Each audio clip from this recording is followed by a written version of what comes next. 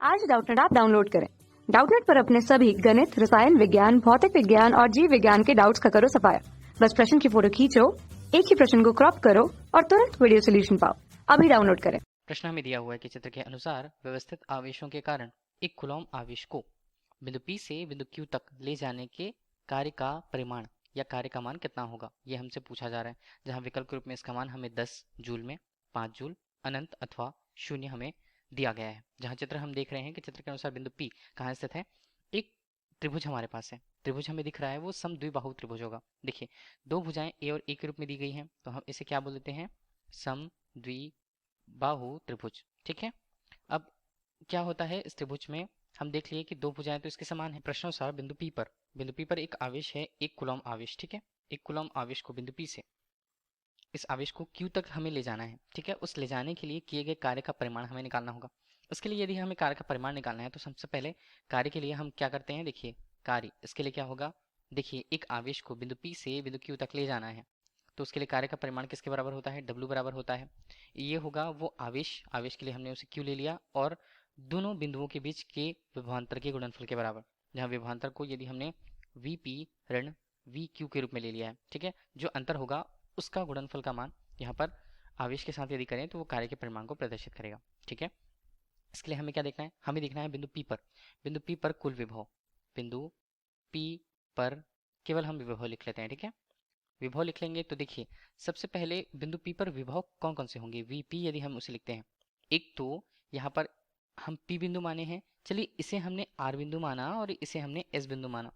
तो देखिए बिंदु A दूरी पर कोई बिंदु R मौजूद है, R पर 40 माइक्रोकूलम का आवेश वहां पर मौजूद है, तो 40 माइक्रोकूलम आवेश के कारण बिंदु P पर यहाँ पर विभव कितना होगा वो देखना है हमें, और साथ ही साथ ऋण 40 जो A दूरी पर स्थित बिंदु P पर ऋण 40 माइक्रोकूलम आवेश है, उसके कारण भी इस बिंदु P पर हमें विभव की गणना करनी है। तो कुल विभव का मान क्या होगा, देखिए उसे हमने क्रमशः लिख लिया V1, और यहाँ पर चलिए VR हम लिख लेते हैं और VS हमने इसे लिख लेते हैं। ठीक है, VP का मान इस प्रकार क्या होगा, यहाँ पर कि यहाँ पर आएगा, और यहाँ पर 40 माइक्रो है तो माइक्रो हमने कूलॉम ले लिया, और देखिए इनके बीच की दूरी कितनी होगी, दूरी यहाँ पर दी हुई है A के रूप में। बिल्कुल VS क्या होगा, अब वहाँ पर आवेश का परिमाण यहाँ ऋणात्मक है, इसलिए ये मान ऋणात्मक हो जाएगा 40 म्यू C बटे A के रूप में। देखिए दूरी भी वही है, परिमाण तो वही है और दोनों अलग अलग हैं, तो VP का मान कितना हुआ, मतलब विभव का मान कहाँ पर, बिंदु P पर शून्य होगा। ठीक है, इसी तरह यदि हमें बिंदु Q पर निकालना है तो हम क्या लिखें, इसे Q हमने लिख लिया, बिंदु Q पर क्या होगा विभव का मान। विभव के मान को यदि हम देखें तो ये मान किस में होगा, VQ के रूप में, VQ के रूप में होगा, तो इसे हम VR डैश के रूप में लिखें और VS डैश के रूप में लिखते हैं। ठीक है, दोनों आवेशों, दोनों बिंदुओं पर उपस्थित आवेशों के कारण जो विभव होगा बिंदु Q पर, तो उसका योगफल बराबर होने वाला है कुल विभव के बराबर बिंदु Q पर। तो R के कारण मतलब 40 माइक्रोकूलम के यहाँ पर हमने बोला माइक्रो कूलॉम के रूप में, और मान लीजिए कि Q जो है क्या होता है, P से बना हुआ, और RS यहाँ पर जो भुजा है उस पर लंब है, तो मान लीजिए ये भुजा की लंबाई यदि हमने L मान रखी है तो RQ और QS का मान कितना होगा, L अनुपात 2 और L अनुपात 2 के बराबर। ठीक है, ये हमने मान लिया। इस आधार पर यदि हम देखें आगे मान को, तो क्या क्या मान बनेंगे यहाँ पर, देखिए ये R के लिए स्थान आएगा L अनुपात 2 के रूप में, धन यहाँ पर बात करते हैं K, और K का मान यहाँ पर ऋणात्मक रूप से 40 म्यू C बटे यहाँ पर L अनुपात 2।